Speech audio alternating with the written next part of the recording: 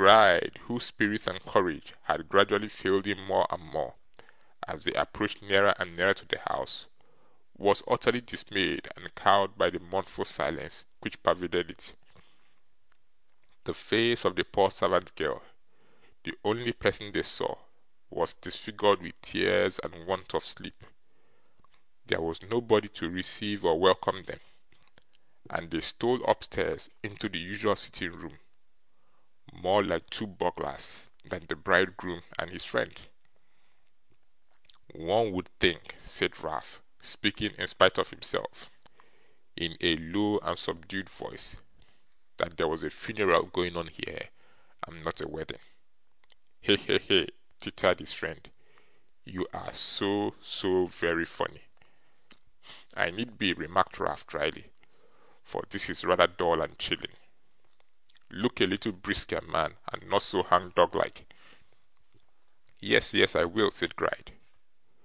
But you don't think she's coming just yet, do you?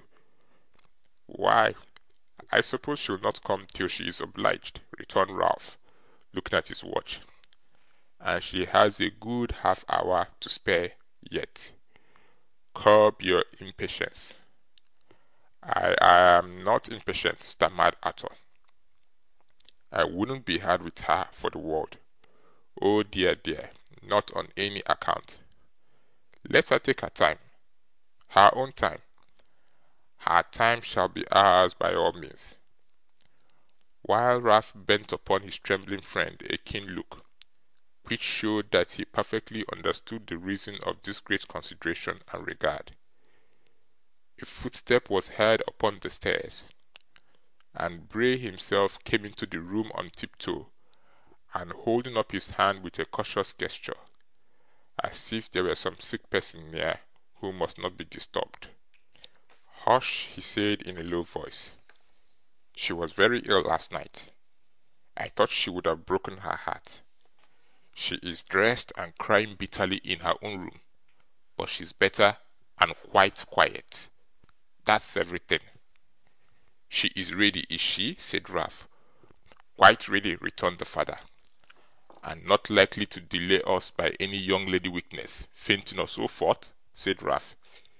She may be safely trusted now, returned Bray. I have been talking to her this morning. Here, come a little this way. He drew Ralph Nickleby to the further end of the room, and pointed towards Gride, who sat huddled together in a corner, fumbling nervously with the buttons of his coat, and exhibiting a face of which every skulking and base expression was sharpened and aggravated to the utmost by his anxiety and trepidation. Look at that man, whispered Bray emphatically. This seems a cruel thing, after all. What seems a cruel thing? Inquired Ralph, with as much stolidity of face as if he really were in utter ignorance of the other's meaning. This marriage, answered Bray. Don't ask me what. You know as well as I do. Ralph shrugged his shoulders in silent deprecation of Bray's impatience, and elevated his eyebrows and pursed his lips, as men do when they are prepared with a sufficient answer to some remark, but wait for a more favourable opportunity of advancing it, or think it scarcely worth while to answer their adversary at all. Look at him. Does he not seem cruel? Said Bray. No, replied Ralph boldly. I say it does, retorted Bray, with a show of much irritation. It is a cruel thing by all that's bad and treacherous.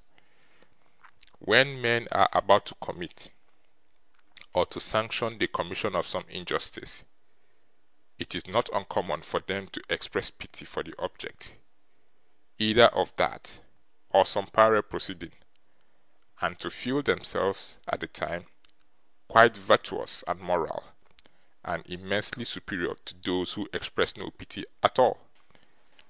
This is a kind of upholding of faith above works, and is very comfortable. To do Ralph Nickleby justice, he seldom practised this sort of dissimulation, but he understood those who did, and therefore suffered Bray to say, again and again, with great vehemence, that they were jointly doing a very cruel thing, before he again offered to interpose a word. You see what a dry, shrivelled, withered old chip it is, returned Ralph, when the other was at length silent. If he were younger, it might be cruel, but as it is, harkee, Mr. Bray, he'll die soon, and leave her a rich young widow. Miss Madeline consults your taste this time. Let her consult her own next. True, true, said Bray, biting his nails, and plainly very ill at ease. I couldn't do anything better for her than advise her to accept these proposals, could I? Now, I ask you, Nickleby, as a man of the world, could I? Surely not, answered Ralph. I tell you what, sir, there are 100 fathers, within a circuit of 5 miles from this place, well off, good, rich, substantial men, who would gladly give their daughters, and their own ears with them, to that very man yonder, ape and mummy as he looks. So there are, exclaimed Bray, eagerly catching at anything which seemed a justification of himself. And so I told her, both last night and today. You told her truth, said Ralph, and did well to do so.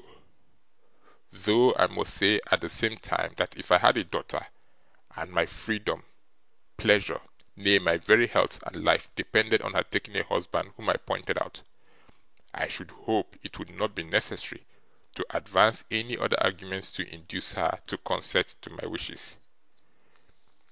Bray looked at Ralph as if to see whether he spoke in earnest, and having nodded twice or thrice in unqualified assent to what had fallen from him, said, I must go upstairs for a few minutes to finish dressing.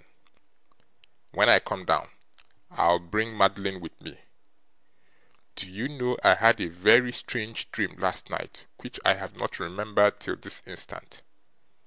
I dreamt that it was this morning, and you and I had been talking as we have been this minute, that I went upstairs, for the very purpose for which I am going now, and that as I stretched out my hand to take Madeline's and lead her down, the floor sunk with me, and after falling from such an indescribable and tremendous height as the imagination scarcely conceives, except in dreams, I alighted in a grave, and you awoke, and found you were lying on your back, or with your head hanging over the bedside, or suffering some pain from indigestion, said Ralph.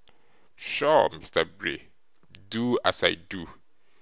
You will have the opportunity, now that a constant round of pleasure and enjoyment opens upon you, and occupying yourself a little more by day, have no time to think of what you dream by night.